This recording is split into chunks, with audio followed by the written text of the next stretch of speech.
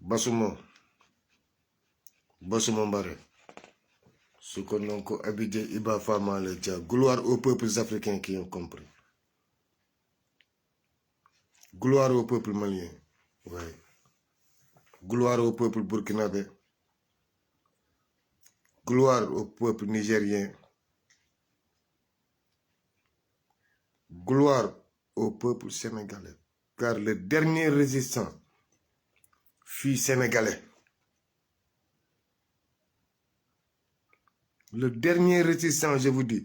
fut sénégalais, tué le 26 octobre 1886 pour que la France déclare que l'Afrique de l'Ouest, Sénégal, Mali, Burkina, Côte d'Ivoire, tout ça, ça l'appartient. Il a failli tuer la Dior Ngoné Latyr Diop. Dieu veut la vérité.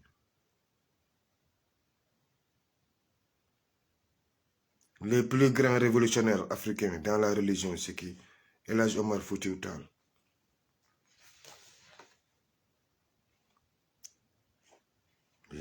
Plus grand intellectuel, premier député noir africain, c'est qui? Blaise Diagne, malgré il est mauvais, nous on le prend comme un chat à Ziguinchor, il est considéré comme un chien.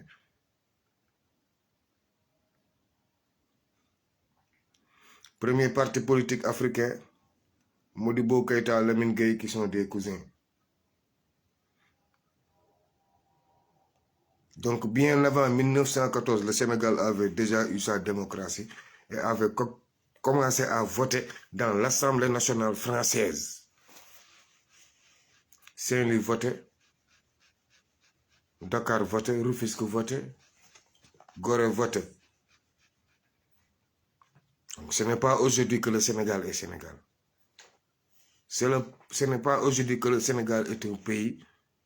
courageux qui dit non quand il le faut. Pourtant, des fois, il laisse passer. Vu la situation démographique, je vois beaucoup partager que les institutions internationales ont dit quoi? Hey, je m'en fous de ce qu'a dit Macron, Assemblée française. S'ils sont d'accord avec Macky, s'ils ne sont pas d'accord, je m'en fous. Il y a des problèmes. C'est vous, la jeunesse, c'est votre problème à vous, la jeunesse, vous, la jeunesse africaine.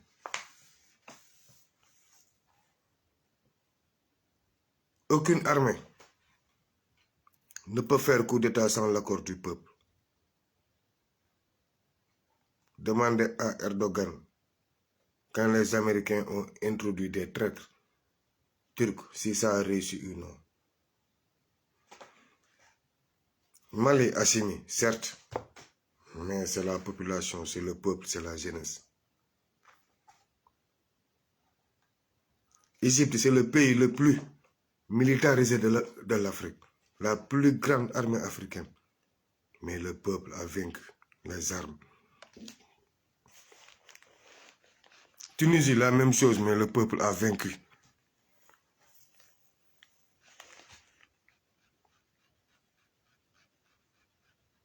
Tout le monde a isolé Macky Sall, oui, mais qui l'a isolé? Avec les ex-imbéciles qui s'accompagnaient entre eux, imbéciles. Maintenant, comme ils veulent d'un autre nouveau imbécile pour leur couvrir, on va dégager l'ancien imbécile. L'Africain peut avoir 2 femmes, gérer 2 femmes à 3 femmes. Mais le blanc, il dégage pour serrer. C'est tout simplement ça. Raison pour laquelle que tu entends la France. C'est des menteurs, c'est des mythomanes. Je ne vais jamais croire à cette France-là. Jamais. Où était la France quand Macky Sall enfermait Ousmane Sonko? Où étaient les États-Unis quand Macky Sall coupait l'Internet les 72 heures du mois de juin? Là où on a eu plus de 100 morts jusqu'à jeter les jeunes. Où étaient les institutions internationales? Je les ai appelées ici à combien de reprises? Où étaient ces institutions internationales? Maintenant, ces mêmes institutions internationales viennent insulter nos enfants Menacez nos généraux, vous tous, vous êtes contents. Et nous, tout le combat qu'on a mené jusqu'ici, et nos morts, et nos prisonniers, et nos mutilés, et nos violés, on a fait quoi? C'est la France quoi qui doit gagner. C'est les États-Unis qui doivent gagner. Et vous, vous faites quoi? Pourtant, quand Modlo bat Boigna, le nombre qui sort là, seul ce nombre-là peut démettre Macky Sall de ses fonctions.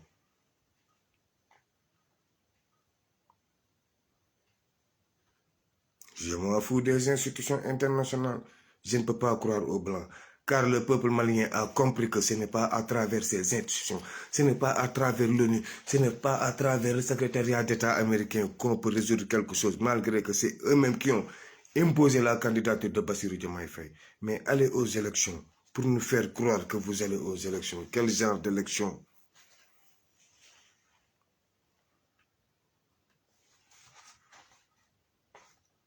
Le Français qui osera amener une arme, donner à un militaire sénégalais qui fait coup d'État, on va te prendre pour haute trahison et on va t'exécuter, on va te tuer cru. C'est vous le peuple, c'est vous la jeunesse qui allez sortir, faire une marche pacifique, imposer à votre armée de demander à Macky Sall de démissionner car aujourd'hui il n'a pas assisté à la réunion de sécurité nationale, de sécurité militaire. Macky Sall, pour la première fois, le chef suprême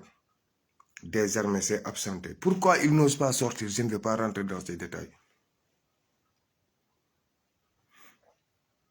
Il est en train de se chercher. Il est en train de tergiverser. Mais vous, députés, savez-vous que l'Assemblée nationale sera dissoute comme le Conseil constitutionnel? Si Macky Sall réussit jusqu'à vendredi. Depuis vendredi passé, le Sénégal est sous état de siège de la gendarmerie nationale gérée par Moussa Fall.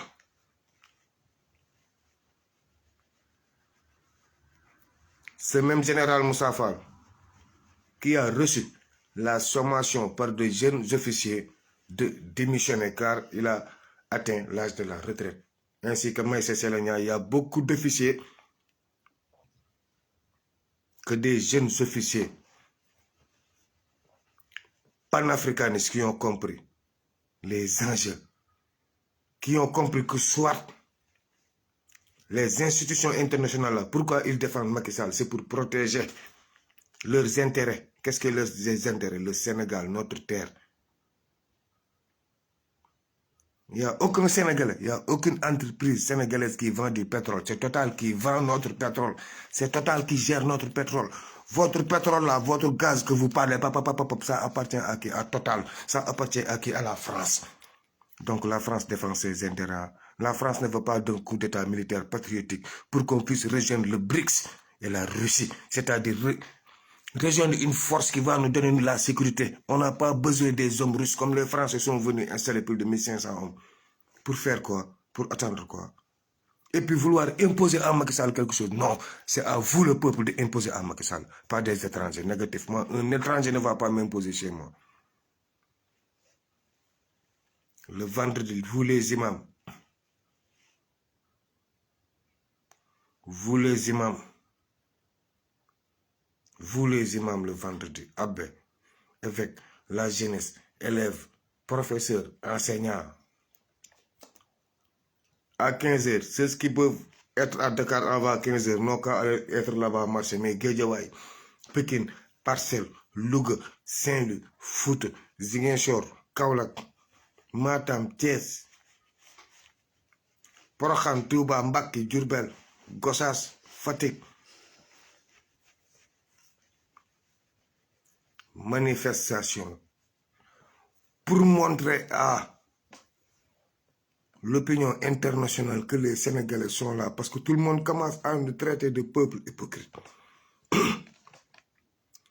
Tout le monde, toute l'Afrique a dit à la France, on n'a plus besoin que tu rentres de ta bouche. Mais nous, aujourd'hui, la France a intervenu. Tout le monde supporte. Tout le monde dit, France a parlé, France. De cul des Français. Je m'appelle le cul des Français. Ce n'est pas la France qui va régler ça. Ils défendent leurs intérêts. Et Ousmane Sonko a catégoriquement refusé de négocier derrière la prison. Derrière les barreaux, il ne va jamais négocier. Bassirou Diomaye Faye aussi. Dieu veut la vérité. C'est pas mon candidat. Mais Dieu veut la vérité. Il a catégoriquement refusé de négocier jusqu'à ce bu génnee dina leen ko wax am na lu mu ñam amul doole di wax booy caxat-caxate ko seen candidat 111 dañ ko caxat-caxate ci biir jeel bi waaw c'est normal si xeex lañ nekk yéen a xeexul mais gars yi ñu ngi xeex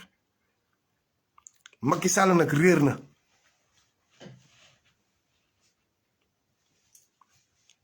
lu ma si metti 500 personnes rek mën nañu tax Macky Sall démissionné parce que armée pare na lu ma leer ba leer keroog premier jour bi mu defee déclaration laa ko ne le 2 avril la ñu yem ak yow le 2 avril la ñu yem ak Macky Sall te yéen peuple bi de 2 jours mën ngeen wàccee Macky Sall fii léegi vendredi balaa dossier bi di yegg conseil constitutionnel mu koy tas assemblée nationale yéen askan bi boo leen génnoon ajjuma dafa sori ndax lundi lu metti dal na ñun ñëpp ne di ça c'est impossible boy il mange la connexion lekk nañ ko xawma lu moo dal lundi y a eu des problèmes de routine ñëwaat na maa leen gën a mandi gars yi dañ koy lekk de premier élément yi dañu génn comme man damay am premier GV deuxième GV troisième GV depuis lundi depuis mardi pour leen xeex bi bloqué ay problème coordination yu ndaw moo xaw a am ñi nekk ñëpp nañu xeex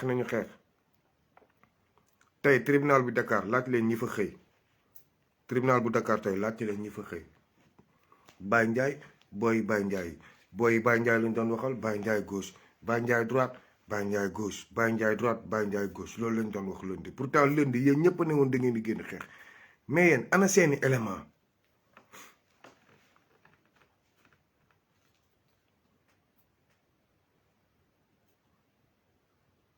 ba jàpp si koo xam ne yoonam nekku si moom ñëw dox lay def supervisé yoonam nekku ci xeex bi moment yi mu ngi ñu téye ci kaso bi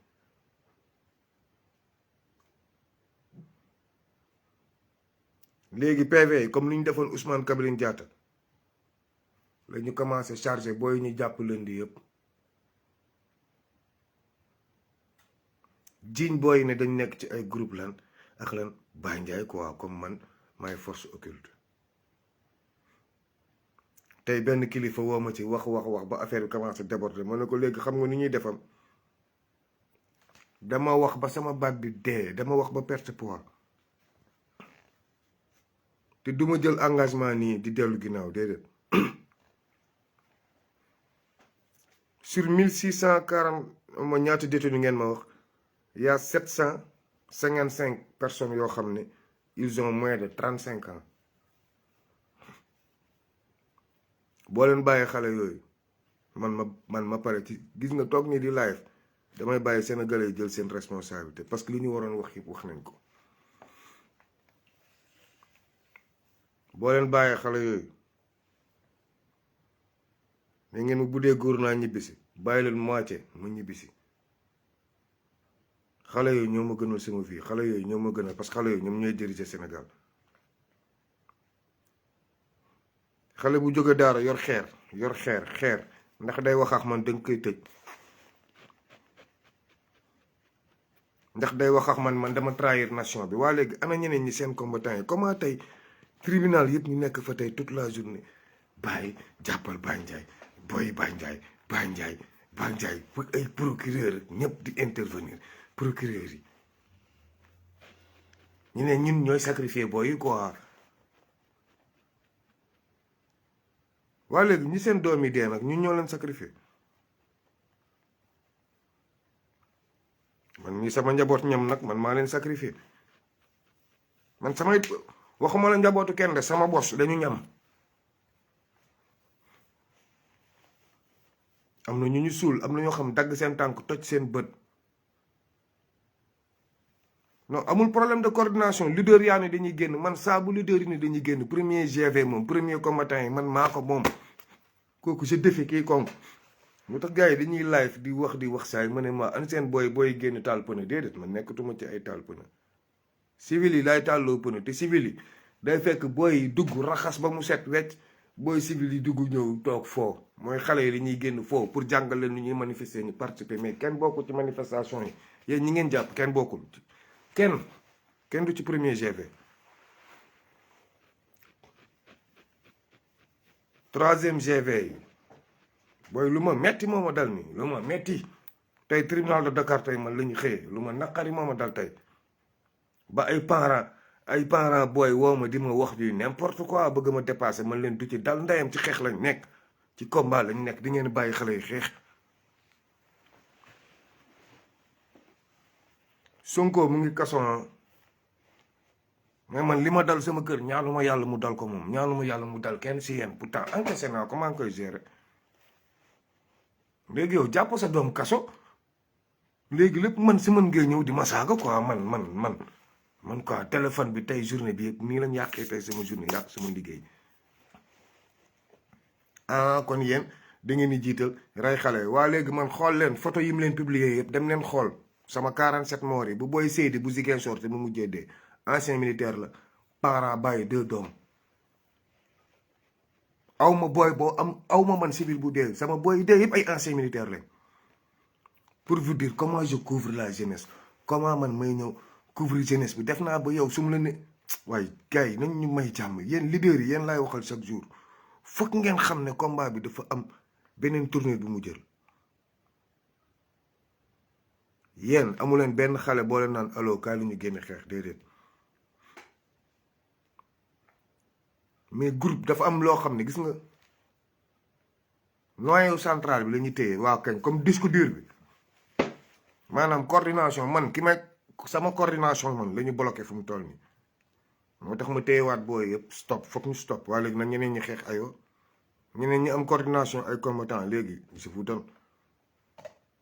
je vous donne le droit de combattre aywa man de su ma la ne damay combattre su ma xëyee damay dóor nday lépp taxaw di leen déglu su ma ne damay xeex damay xëy dëgg nday lépp taxaw di leen déglu mais leen di xoola génn xeex 2 heures de temps def fi live ñaari yoon ne leen jox leen ma renfort damay dem Thiès ba dugg Thiès ñii naan la dañuy meeting tey ñii naan la dañuy meeting man yéen seen bopp may xeexal ni yéen ma commencé def ab chef force occulte waaw yéen ma commencé def chef force occulte sénégalais da ngeen ma commencé def chef force occulte li ma dal tey tribunal tey metti na ma ba si kanamu yàlla tey woote leen tey ku xam tribunal bu Dakar commissariat Rebeuss commissariat Médina commissariat Plateau tey woote leen commissariat bu la neex brigade Foire brigade Wakam booy yi fi ñu taal bërki dem noonu jàpp nañ si ñetti booy ci géej gi dañ leen woote brigade yi booy yëpp dañ jàpp laal seen portable yi man Sénégal moo ma tax di xeex Sénégal moo ma tax di xeex man coup bi ma jël ci combat bi ci 3 ans yi ku ko jël si yéen jottu ndeyam doo bàyyi xeex bi te Macky Sall wàccul man nekku bu yàgg laa leen ne maax Macky Sall xeex crypto personnel la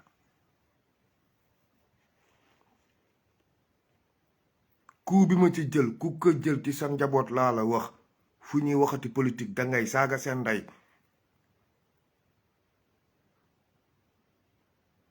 voilà ma ñaari jigéen dong la ma yàlla may ñu sacrifier ma benn bi bu leen ma dofloo de wala yéen da ngeen foog ne yéen rek kaso leen lay tëj rek lii man xam ngeen lu ma Karim Wade defoon xam ngeen lu tax ma bañ Ablaye Wade li mu yàq garaaw jikko def ñëpp géwal def ñëpp dóorkat bi fi Ablaye Wade ñëwee lañu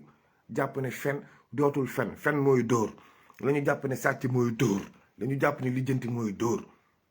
Ablaye Wade jikko yi la laal depuis 2010 maa ngi saaga ndeyam ci jikko yi le bâtisseur oui mais jikko yi li gën a baax ci réew la Ablaye Wade di jël li gën a sacré ci àdduna ci doomu aadama la Ablaye Wade di jël munuma d'accord ak moom et tey l'histoire m'a donné raison pour dem ci ginnaaw PUR ne va jamais gagner les élections encore une fois foog ngeen comprendre système fu muy toll problème mu leader la ñu am amuñu problème candidat de mais leader un leader qui va contenir ce combat ñu dem déloger Macky Sall ñun loolu lañ soxla sëñ Moustapha Sy ñii naan la ay élection gauche droite le 25 février gauche droite sëñ Moustapha yow xam nga bu baax système bi xam nga lu xew si suuf xam nga ne Macky Sall rey ko mooy tax mu jóge fi Denis Sassou Nguesso France boy na ko côté def lu ko ne xam nga lu mu leen def dem wuti propre armée ñëw toog biir dëkkam bi mu toogee 5 ans 6 ans anam bokkul Paul Kagame France wax na ba sonn européens yi wax ba sonn anamu armée boppam la wut toog Moussa Fall nag jàq na nii de mais bu conseil constitutionnel fëggee heureusement juge yëpp a bañ mais ndax dinañu nangul juge yooyu yow juge bu ñu corrompre ba pare ba jiñ la ko ba yóbbu yëpp assemblée nationale sa déclaration c'est nul et non avenu am ngeen sens nag Macky Sall talatu ko am na leneen lu mu tal bu démb doon tey lii mu wax nii du ko wax bilde bu démb doon tey li mu wax du ko wax li mu wax du ko wax bu démb doon tey leader yi man maa jël samay responsabilité bloqué waat combat bi tuuti parce que dama génn combat 48 heures commissariat yi fees jël portable yi wàcc jàppal Baye Ndiaye andi Baye Ndiaye jàppal Baye Ndiaye léegi comment on va faire ñoom dàmbooj le premier jour génne nañ booy yu bëri deuxième jour tam merci beaucoup je vous remercie parce que ñooñu xam ngeen ne Sénégal moo leen tax a jóg mais nag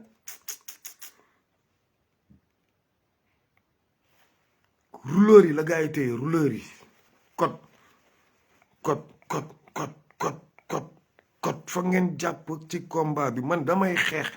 c'est que nekkuma fi di calculer wala nekk naan ma ay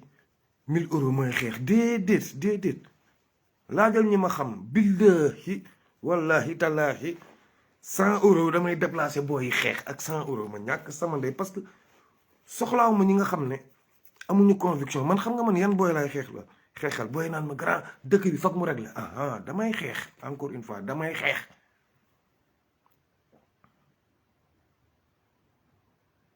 ku bëgg nga ñëw ñu xeex ku bëggul nga toog xaar ñu xeex sedd la mais jàppale ne Macky Sall li mu def nii du wéy daf fiy jóge mu koy neex mu koy naqari daf fiy jóge mu koy neex mu koy naqari combat bi non je suis déjà mis sur écoute parce que depuis suba sama portable la ngi fay woo nañ ma di ma menacer lu nag depuis suba parce que dañ jël booy yi gis nañu suñu groupe yi waaw damay déstabiliser groupe boobu dugal beneen groupe c'est pas grave l'essentiel ñun on va gérer lu ci des nag mooy France bi ngeen daan ñëw ne Pastef ma gedd seen ndey ndax gaw ma ne combat bi combat politique la defoon ko F24 léegi nag dégg ngeen F25 grand Bengelloune ñëw na manifestation yéen waa Pastef defal ngeen ko fem bu nekk saa bu mu ñëwee taxaw si wetam kookoo ma yokk courage yu mais ñëw manifestation ndax lu ne def ngeen ko sama kanam te da ko gérer bii paa nag bu ñuy manifester F25 mooy manifester ñun suñuy parti politique ñoo jël seeni mbër yéen Pastef def leen ay candidats à la présidence kon bii pas buñ ñëwee ñun ñooy diriger à notre guise wala ñu tas nday lépp bii pas j'aurai mon mot à dire Cheikh Tidiane Dièye candidat la gagne j'aurai mon mot à dire France manifestation yi ñu doon def nii foog ñu def yu ko gën a graaw foog ñu génn def marche boo xam ne au moins 300 000 Sénégalais génn ñu taxaw marche ndayam France yëpp wan leen ni ñun ñooy jëlal suñu bopp suñu indépendance on n'a pas besoin de la gueule des Gaulois pour prendre notre indépendance négatif manifestation F25 laay woowaa France ni ñëpp dajaloo Sénégal yéen ajuma ku génnul goreet yi ku génnul say allahumma salli ala sayyidina muhammadin al fatihi ma xuliqa wal xaali ma sabak nasiril aq bil aq wal ëli ila siratil mustaqim wa ala ali aqa qadrihi wa migdaari alazim ku génnul bàyyil jàng loolu doo jullit ku mënul notre père qui est aux cieux di chrétien génnoo bàyyil dem église doo chrétien ndax sa église bi ngay jaamu Sénégal lañ ko tabax sa jumaa ji ngay julli jee Sénégal lañ ko tabax Sénégal mu leen gën ñoom ñaar kon défendre Sénégal moment yi c'est une obligation c'est une priorité Sénégal lii suñu ne woon xaw ma leen foo leen dem xam ne ñoom fii waaw fii mooy Sénégal Macky Sall daf fii jóge soxlaatuñu muy organiser élection la jeunesse africain yi duñu xas de yéene ñiy génn marche yéen pas passif yi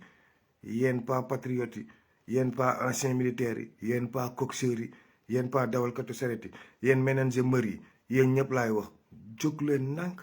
marche nànk ajjuma dem ba buntu pale wax ak Macky Sall li mu mën a dégg sinon bu ne leen ba le 2 avril la jëm bu dee le 2 avril tam wala le 30 mars la ñuy organiser élection jàppale ne Bassirou Diomaye Faye du bokk Cheikh Tidiane Dièye du bokk Habib Sy la ñuy ëffalal te bu Macky Sall organiser élection le 2 avril jàppale ne élection yooyu du yéen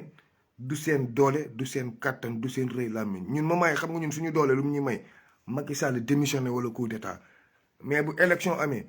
doole américain la ak doole français ak doole union européenne mais du suñu doole bu leen kenn nax toog ci conférence de presse di duul à partir de suba nag ñi nekk ci opposition bi di liggéeyal Macky Sall di wax bëccëg suba ñu dem je vais commencer à donner leur nom parce que les gars tam dañu commencé yëpp tey maa ngi gis seen conférence de presse ñoo xam ne moment bi ñoom ñooy conseiller technique Marème Faye Sall ñu ngi toog ci conférence de presse bi naan non dañuy marche vendredi di ñu dulloowaat ñeneen ñi jege Pastef ñoom ñëpp nekk ay gain say biir ñox ñoom Mame Boye Diao ak ñooñu si ne naan na dañu manifester def nañu recours seen recours nday yow Amadou Ba seen recours nday Amadou Ba mooy tuma basuma mbare sama wax sax du bëri